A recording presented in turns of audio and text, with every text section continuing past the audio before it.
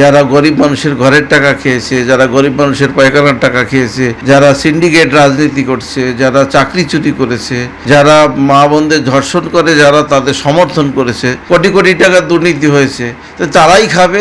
সে মানে রাস্তাটা দেখিয়ে দিচ্ছে যে আমাদের এতদিন রেখেছে কোনো, আমাদের পিটিয়ে তাড়াও। এইবার কাকলি দেবী নিজেই বিদায় নেবে। কাকলি দেবী সেই কথা ভাবুক, বাংলার কথা ভাবতে হবে না, উনি অত বড় নেত্রী না।